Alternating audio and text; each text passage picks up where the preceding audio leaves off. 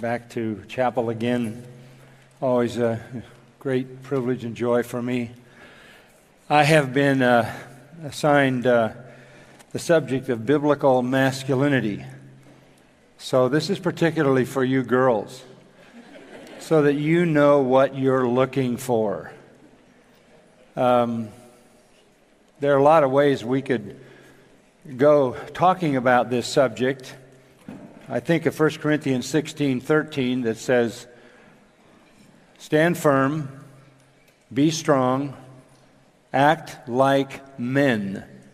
Let everything you do be done in love." Men stand firm, they're strong, and they do what they do in love.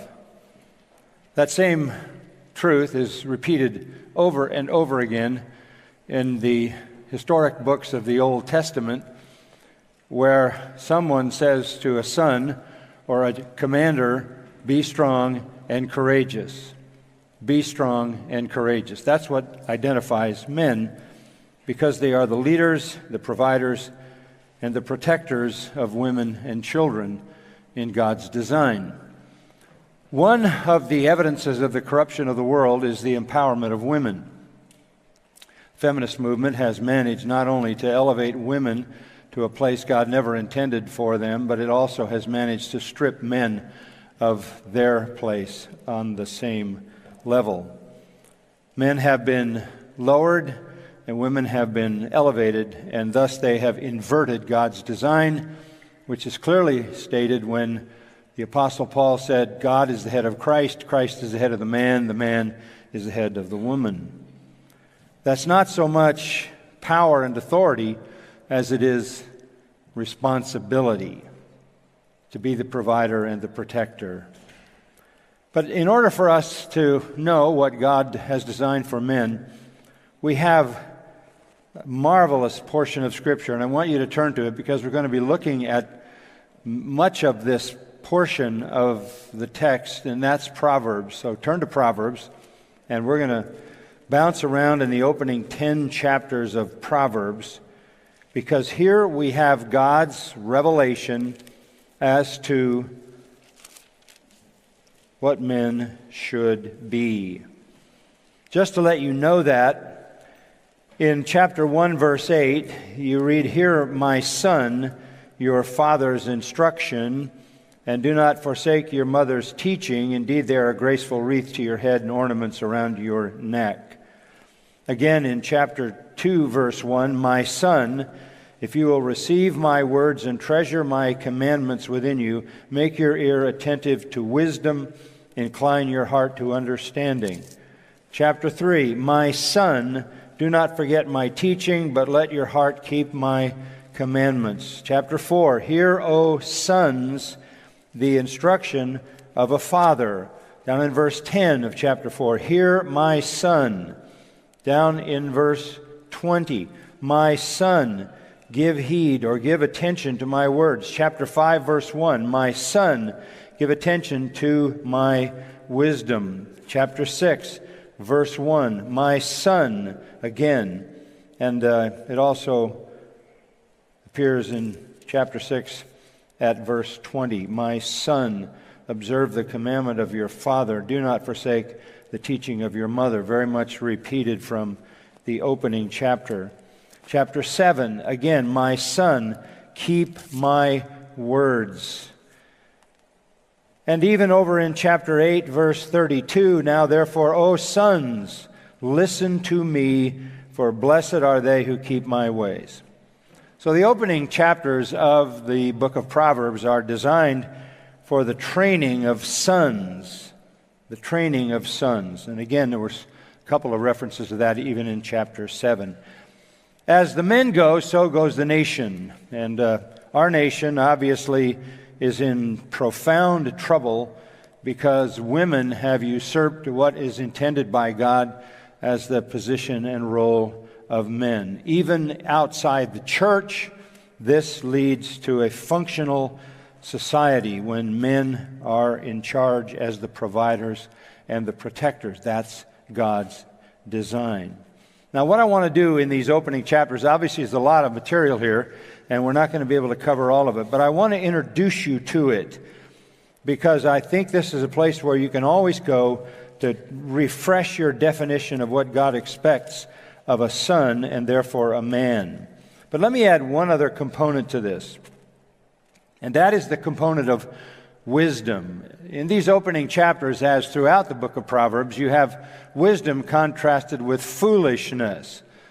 That is to say, what God requires of us is wisdom, and what we have to avoid is foolishness. So look at chapter 2. Just as an introduction, let me read down to maybe verse 12. My son, if you will receive my words and treasure my commandments within you, make your ear attentive to wisdom. This is repeated again and again and again. This is wisdom. Incline your heart to understanding. If you cry for discernment, lift your voice for understanding. If you seek her as silver and search for her as for hidden treasures, then you will discern the fear of the Lord and discover the knowledge of God. For the Lord gives wisdom. From his mouth come knowledge and understanding. He stores up sound wisdom for the upright. He's a shield to those who walk in integrity, guarding the paths of justice, and he preserves the way of his godly ones. Then you will discern righteousness and justice and equity and every good course. For wisdom will enter your heart, and knowledge will be pleasant to your soul. Discretion will guard you. Understanding will watch over you to deliver you from the way of evil, from the man who speaks perverse things.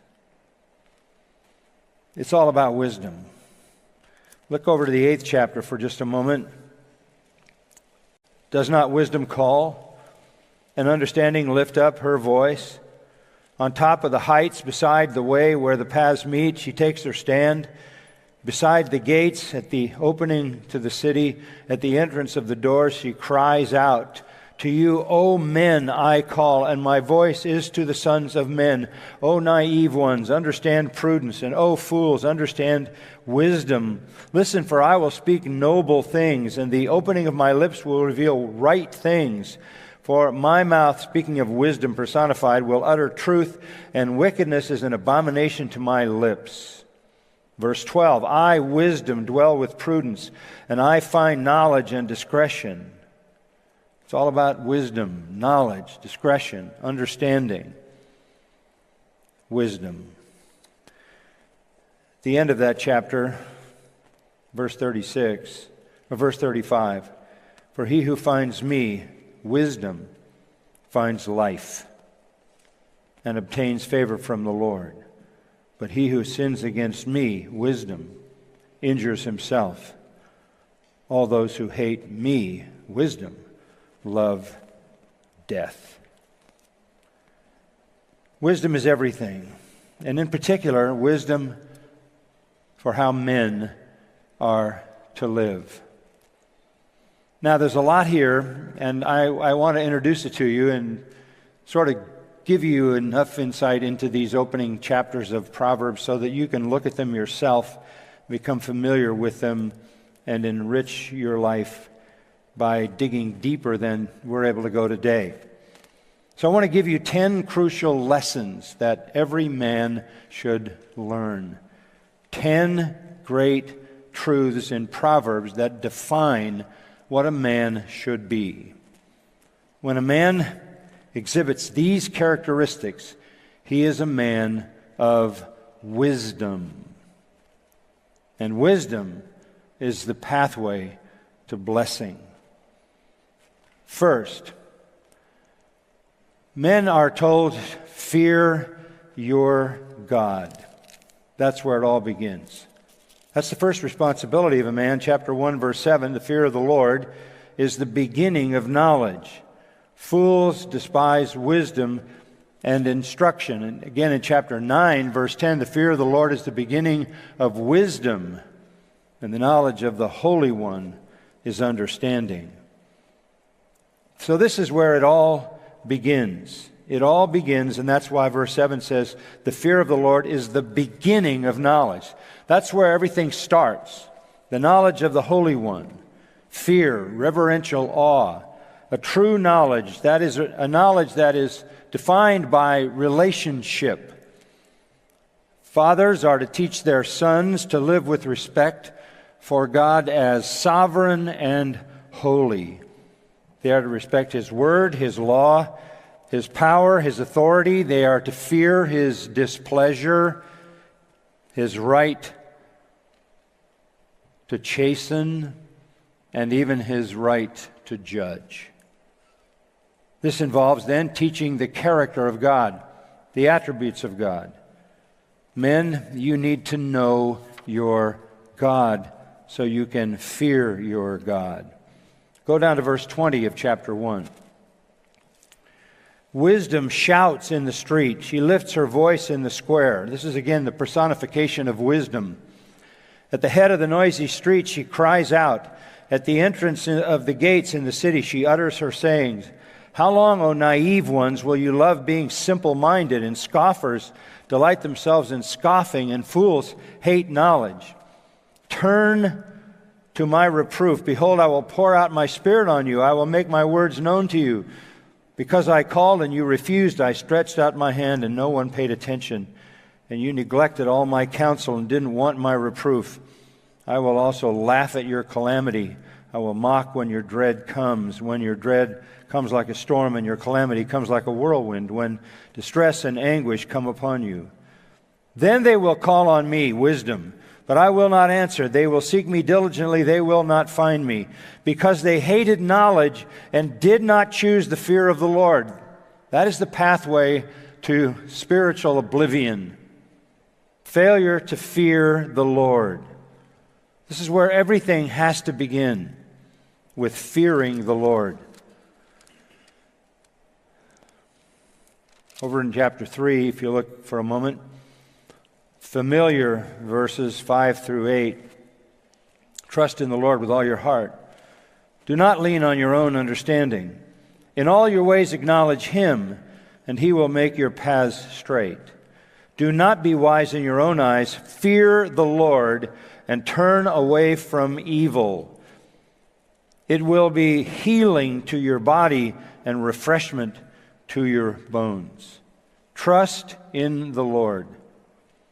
Hebrew word for trust originally meant literally to lie helplessly face down before God. Lean is not incline, but support yourself. The Hebrew is to say, support your life with the knowledge of God. When God is feared, so is sin. Let me just add some things that Proverbs says. Fearing the Lord prolongs life, chapter 10, is more profitable than wealth, chapter 15, brings abundant life, chapter 19 and 14, keeps one from evil, chapter 16, results in riches, honor, chapter 22, and breeds humility, and that's repeated multiple times. Listen to that again. Proverbs says, fearing the Lord prolongs life, is more profitable than wealth, brings abundant life, keeps one from evil, results in riches, honor, and produces humility. Proverbs also says that the one who fears the Lord sleeps satisfied and is untouched by evil, chapter 19. The one who fears the Lord has confidence, chapter 14. The one who fears the Lord will be praised, chapter 31. The one who fears the Lord, back in chapter 1, verse 29, will have his prayers answered. Everything begins with fearing the Lord. That means having a reverential awe for Him. Essentially, worship. Worship. So if you want to be a man, this is where it starts. It starts with true-hearted worship of our God in all the fullness of His glory. Fear your God. There's a second lesson that men need to learn. Guard your mind. Guard your mind. Look at chapter 3 and verse 3. Do not let kindness and truth leave you. Bind them around your neck. Write them on the tablet of your heart. That is a reference to the mind. In chapter 3 and verse 23, then you will walk in your way securely, and your foot will not stumble. Over in chapter 4, again, this very familiar truth in verse 23. Watch over your heart with all diligence, for from it flow the springs of life. Your heart is the mind. Guard your mind. Guard your mind. These graces that are laid out for us in the book of Proverbs are basically to be the characteristics that define us. Back in chapter 1, don't forsake your father's instruction, your mother's teaching. They are graceful wreaths to your head and ornaments around your neck. Chapter 2, verse 10, wisdom will enter your heart, and knowledge will be pleasant to your soul. And when that happens, discretion will guard you, understanding will watch over you to deliver you from the ways of evil, from the man who speaks perverse things, etc. And you will avoid evil. Chapter 3, verse 1, do not forget my teaching, but let your heart keep my commandments. Again, heart always refers to the mind, where the seat of thought resides. Chapter 4, give attention in verse 1 that you may gain understanding, for I give you sound teaching. Do not abandon my instruction. When I was a son to my father, tender and the only son in the sight of my mother, then he taught me and said to me, let your heart hold fast my words, keep my commandments, and live. Verse 10, hear my son, and accept my sayings, and the years of your life will be many. Verse 13, take hold of instruction. Do not let go. Guard her, for she is your life. And then down in verse 20, give attention to my words, incline your ear to my sayings. Again, this is wisdom personified. Do not let them depart from your sight. Keep them in the midst of your heart, for they are life to those who find them, and health to all their body. And then comes that verse 23, watch over your heart with all diligence, for from it flow the springs of life. Life is all about guarding your mind, its devotion to the truth. One more text in chapter 6, verse 20, repeating what we read earlier. My son, observe the commandment of your father. Do not forsake the teaching of your mother. Bind them continually on your heart. Tie them around your neck. When you walk about, they will guide you. When you sleep, they'll watch over you. When you're awake, they will talk to you. What a statement. Truth will talk to you. It speaks in your heart. In chapter 7, verse 1, my son, keep my words, treasure my commandments within you. Keep my commandments and live, and my teaching is the apple of your eye. Bind them on your fingers.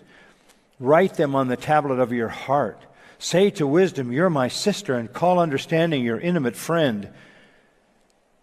They may keep you from an adulteress, from the foreigner who flatters with her words. Men are to fear God and guard their minds. Their minds are to be occupied with true spiritual wisdom that comes from the Scripture. Let me inject another characteristic that God requires of men. Fear your God, guard your mind. Thirdly, obey your parents. Obey your parents. That may seem like something that's supposed to be said to somebody who's a child in the home, but it isn't. Obey your parents in this sense. Chapter 1, verse 8. Hear, my son, your father's instruction, and do not forsake your mother's teaching. Honor your parents, obey your parents in the sense that you follow through on what they taught you. That's why it keeps saying, my son, my son, my son, listen to what your parents told you. This is reinforcing the first commandment with a promise. That is, if you obey your parents, your life will be long on the earth. Fathers are to teach their children the truth, to love the truth, to obey the truth. They are to use a rod, by the way, to reinforce that. They are to use corporal punishment. They are to use a rod, Proverbs says, to drive folly and foolishness out of their sons. So teaching them to obey what they have been taught demands some discipline and even some corporal punishment, so that they associate disobedience with pain. Fear your God, guard your mind, honor your parents. Ladies, let me just say this to you. You want a man who has honor for his parents. That is a man who has been disciplined. Parents aren't perfect, but where you have someone with believing parents and he honors those parents from his heart for what they have taught him, what they have given him by way of the legacy of truth, this brings a noble character to that man. Number 4, select your companions. Select your companions. Chapter 1, verse 10. My son, if sinners entice you, and they will, do not consent. If they say, come with us, let us lie in wait for blood, let us ambush the innocent without cause, let us swallow them alive like Sheol, even whole as those who go down to the pit.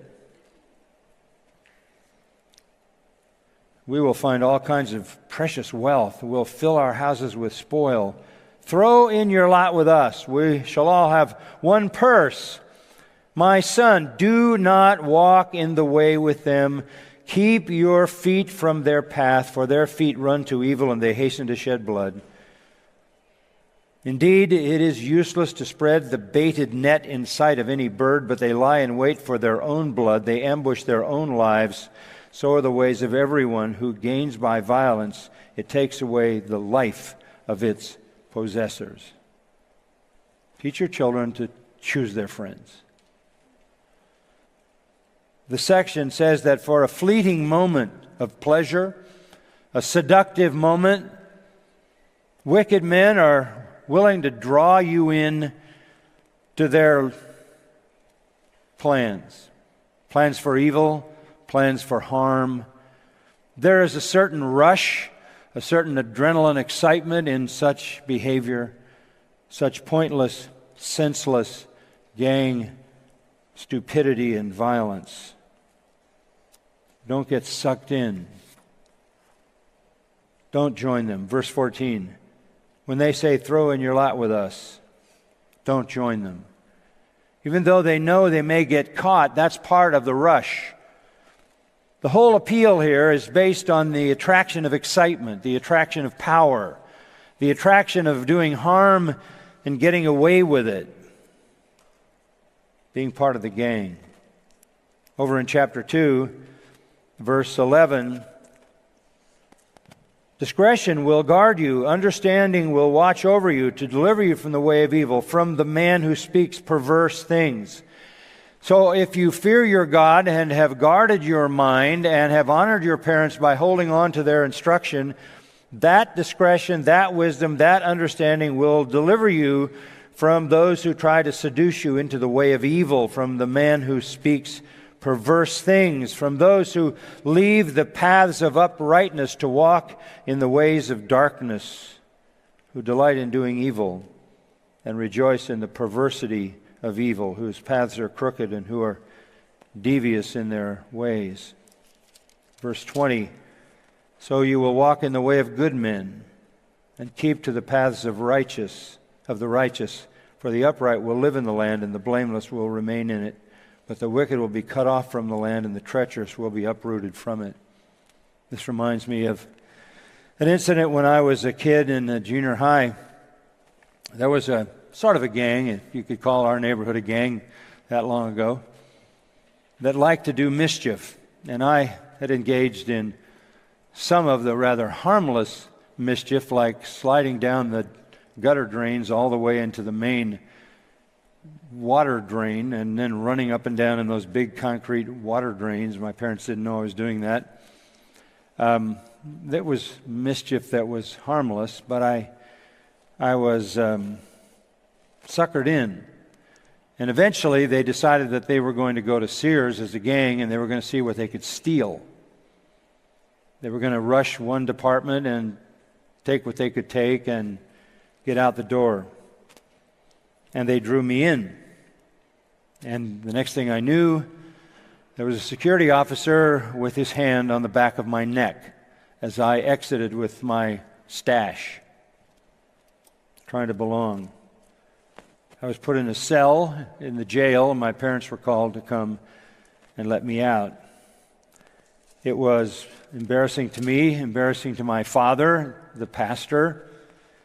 It was also agonizingly painful to my backside, which is exactly what I deserved, but I only did it once. You choose your friends. Don't let them choose you. Chapter 4, verse 10, "Hear, my son, accept my sayings. The years of your life will be many. I've directed you in the way of wisdom. I've led you in upright paths. When you walk, your steps will not be impeded. If you run, you will not stumble. Take hold of instruction. Do not let go. Guard her, for she is your life. Do not enter the path of the wicked, and do not proceed in the way of evil men. Avoid it, do not pass by it, turn away from it, and pass on, for they cannot sleep unless they do evil. They eat the bread of wickedness." Choose your friends, true friends. Choose the kind of people that lift you up, not the kind of people that pull you down. A man should be known by his friends, and they should be close, loving friends who are also committed to biblical wisdom, who are honest, and who lift us up. You want to make friends of those who elevate you, not those who pull you down. So fear your God, guard your mind, honor your parents, select your companions. Here we go a little deeper. Number 5, control your desires. Chapter 5. Down to verse 22. "His own iniquities will capture the wicked, and he will be held with the cords of his sin. He will die for lack of instruction, and in the greatness of his folly, he will go astray." Sin imprisons. Sin makes you a captive. Sin puts you in chains. There's some illustrations of that here in Proverbs. Back to chapter 2. And just pick it up at verse 16. "To deliver you from the strange woman, from the adulteress who flatters with her words, that leaves the companion of her youth, and forgets the covenant of her God, for her house sinks down to death, and her tracks lead to the dead. None who go to her return again, nor do they reach the paths of life. So you will walk in the way of good men and keep to the paths of the righteous. For the upright will live in the land, and the blameless will remain in it. But the wicked will be cut off from the land, and the treacherous will be uprooted from it." Stay away from the strange woman, the foreign woman, away from home, no accountability, out of town, no one knows. Teach your sons sexual purity. Now go over to chapter 5 again and look how it starts. "My son, give attention to my wisdom, incline your ear to my understanding, that you may observe discretion, your lips may reserve knowledge. For the lips of an adulteress drip honey, and smoother than oil is her speech." Seduction. "But in the end she is bitter as wormwood, sharp as a two-edged sword. Her feet go down to death. Her steps take hold of Sheol. By the way, we're talking about here illegitimate sex, not necessarily a prostitute, not necessarily some anonymous hookup. We're talking about engaging in any kind of sexual sin, sexual relationship outside of marriage is a pathway to death. She doesn't ponder the path of life. Her ways are unstable. She doesn't know it. Now then, my sons, listen to me and do not depart from the words of my mouth. Keep your way far from her. Do not go near the door of her house, or you will give your vigor to others and your years to the cruel one, and strangers will be filled with your strength, and your hard-earned goods will go to the house of an alien. You have sex with some person, you don't know all of the implications of that. You don't know but what it might destroy your life in a multiple of ways. Physically, it's possible, a venereal disease. Financially, it's possible, a child is conceived. Your hard-earned goods go to the house of an alien, and you groan at your final end when your flesh and your body are consumed. And you say, how I have hated instruction, and my heart spurned reproof. I have not listened to the voice of my teachers, nor inclined my ear to my instructors. I was almost in utter ruin in the midst of the assembly and congregation. There I was, with the people of God, knowing the truth and not listening. And I engaged in what could be totally destructive. Chapter 6, verse 20.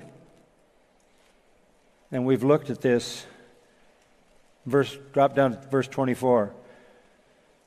Commandments, teaching, reproofs, discipline are to keep you from the evil woman, from the smooth tongue of the adulteress. Do not desire her beauty in your heart. Do not let her capture you with her eyelids.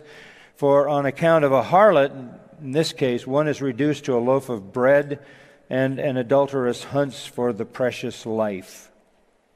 The word adulteress here means alien. This is getting caught outside your protected space. This is when you're out of town. This is when you're far away from accountability. Can a man take, verse 27, fire in his bosom and his clothes not be burned? Can a man walk on hot coals and his feet not be scorched? So is the one who goes into his neighbor's wife. Whoever touches her will not go unpunished. Verse 32, the one who commits adultery with a woman is lacking sense. He who would destroy himself does it. Wounds and disgrace he will find, and his reproach will not be blotted out. Did you hear that? His reproach will not be blotted out. If you want to lead in the church and be above reproach, you can't have that in your background. And God will not spare in the day of vengeance, nor will he accept any ransom, nor will he be satisfied though you give many gifts. That would be referring to, first of all, her husband, but certainly would be God's attitude as well. And then chapter 7 is a long statement on the same thing. All the way through this chapter, you have a picture of someone who is a fool because he is seduced.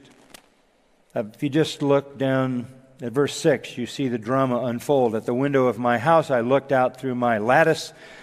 I saw among the naive and discerned among the youths a young man lacking sense, passing through the street near her corner, and he takes the way to her house. This is the seductress. In the twilight, in the evening, in the middle of the night, and in the darkness, and behold, a woman comes to meet him, dressed as a harlot and cunning of heart. She's boisterous and rebellious. Her feet do not remain at home. She's now in the streets, now in the squares, lurks by every corner, seizes him, kisses him with a brazen face. She says to him, I was due to offer peace offerings today. I paid my vows.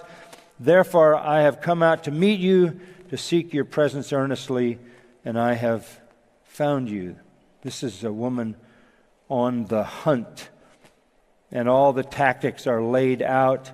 I've spread my couch, verse 16, with coverings, colored linens of Egypt, sprinkled my bed with myrrh, aloes, and cinnamon. Let us drink our fill of love until morning. Let us delight ourselves.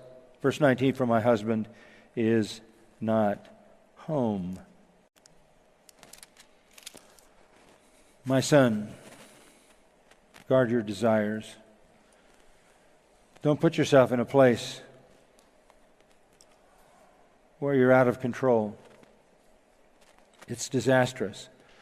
Go to verse 22.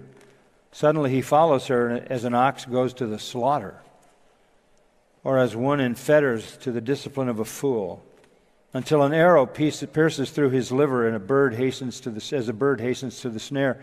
So he doesn't know that it will cost him his life. That's the kill. So therefore, in verse 24, my sons, listen to me and pay attention to the words of my mouth. Do not let your heart run aside to her ways. Do not stray into her paths. For many are the victims she has cast down, and numerous are all her slain. Her house is the way to Sheol, descending to the chambers of death. And he is not done. Chapter 9, verse 13, the woman of folly is boisterous, naive, knows nothing, sits at the doorway of her house on a seat by the high places of the city, calling to those who pass by, making their paths straight. Whoever is naive, let him turn in here. And to him who lacks understanding, she says, stolen water is sweet, and bread eaten in secret is pleasant. But he doesn't know that the dead are there, that her guests are in the depths of Sheol. What does God require of a man? That he subdue his evil desires. Number 6.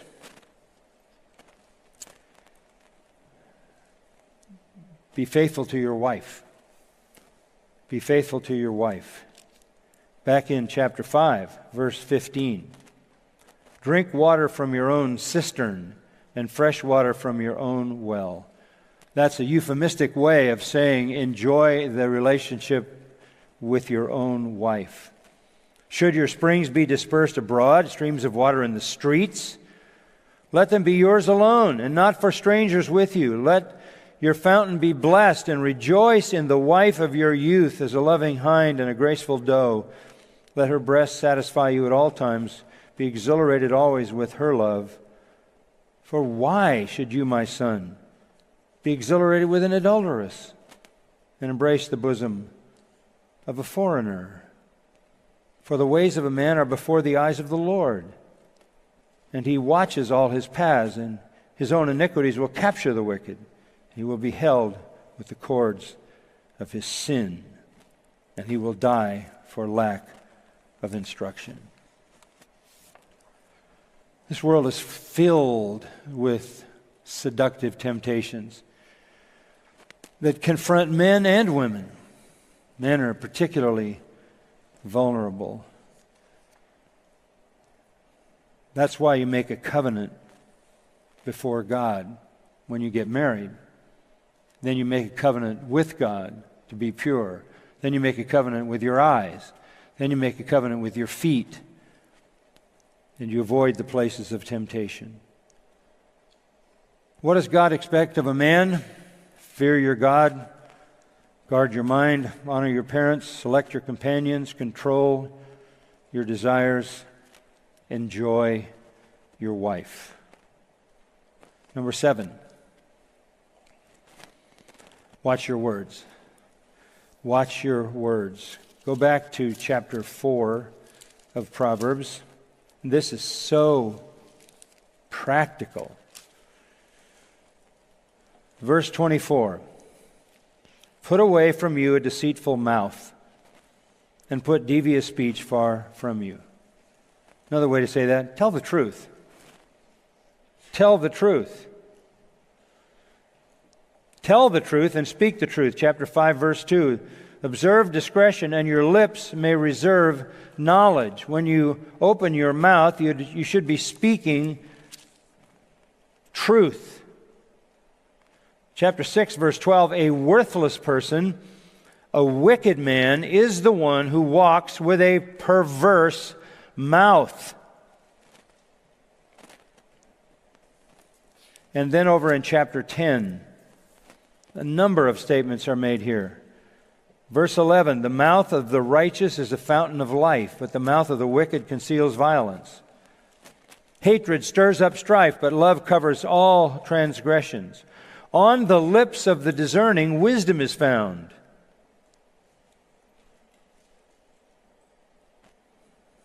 On the lips of the discerning, wisdom is found. Verse 18, he who conceals hatred has lying lips. That's flattery.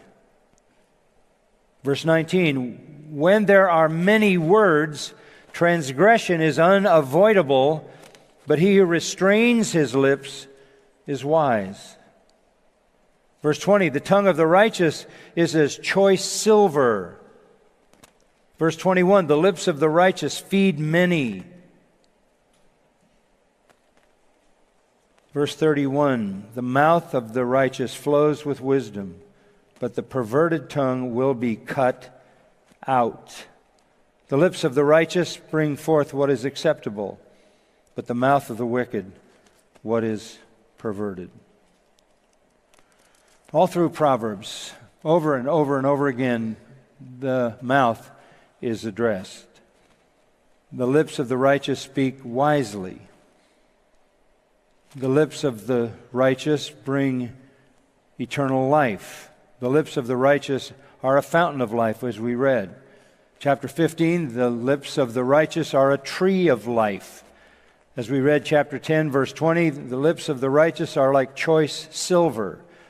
They are satisfying, chapter 12. They feed others.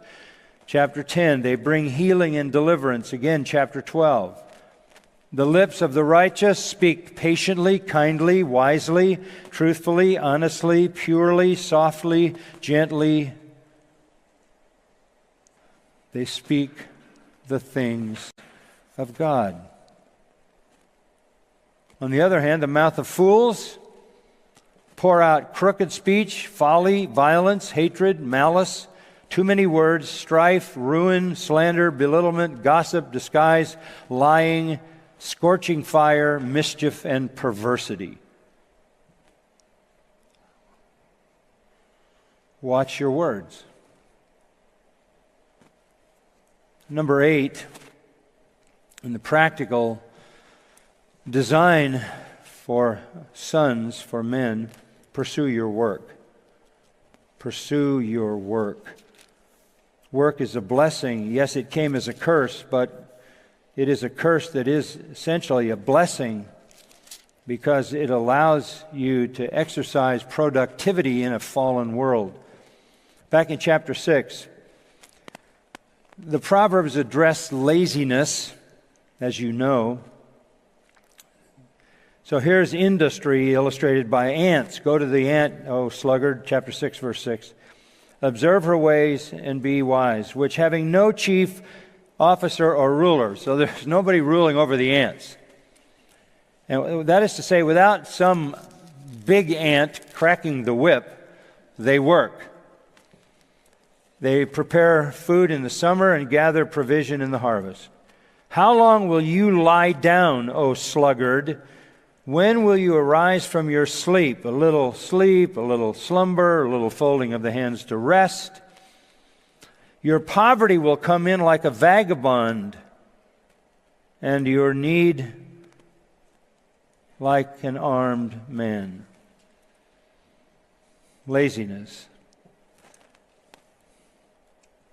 You are to be diligent in pursuing your work. Chapter 10, a couple of verses.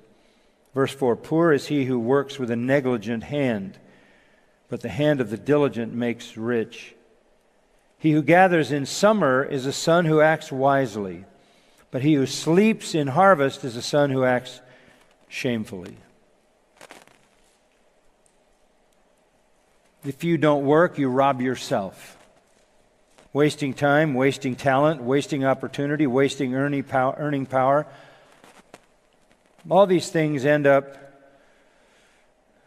with self-inflicted poverty.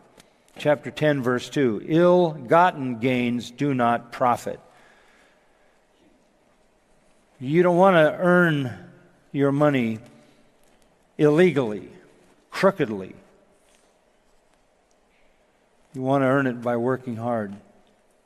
According to Proverbs, the lazy man will suffer hunger, chapter 19, poverty, chapter 10, failure, chapter 13. Why? Because he is sleeping through the harvest, because he wants but won't work for what he wants, because he loves sleep. He is glued to his bed, and that's repeated several times in further portions of Proverbs. And he follows worthless pursuits, and he tries illegally to profit.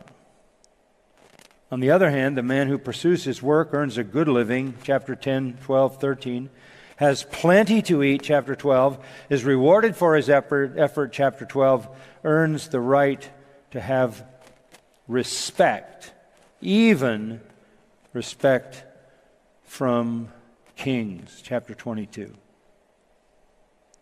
Work hard. And just a couple more. Number 9. Manage your money.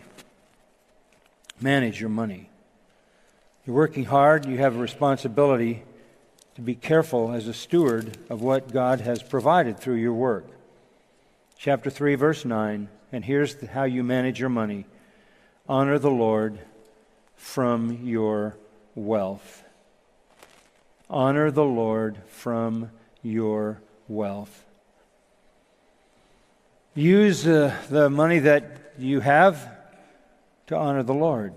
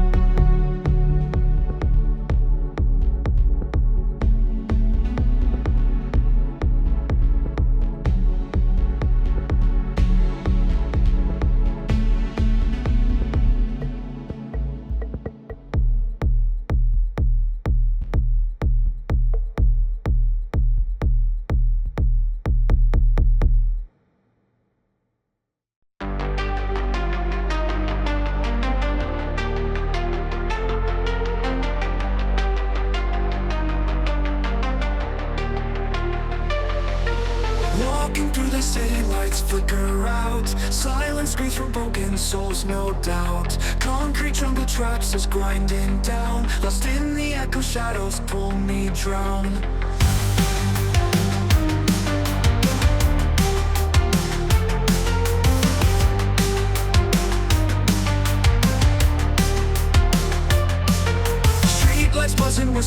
in the dark.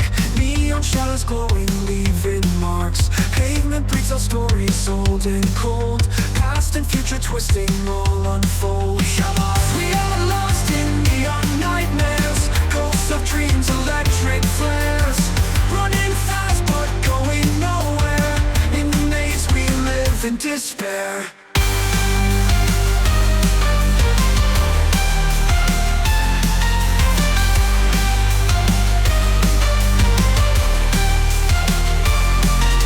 Voices rise mechanical and raw.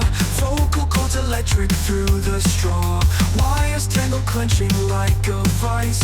Heartbeat sings with thunder rolling dice. Falling stars and shattered glass confound. Broken mirrors scattered on the ground. Synthetic whispers tell us we're alive, but the ghosts of dreams begin to thrive. Hearts electric, pulses racing, burn lost in time, nowhere we'll ever learn. Haunting melodies, they fade away, but the memories are here to stay.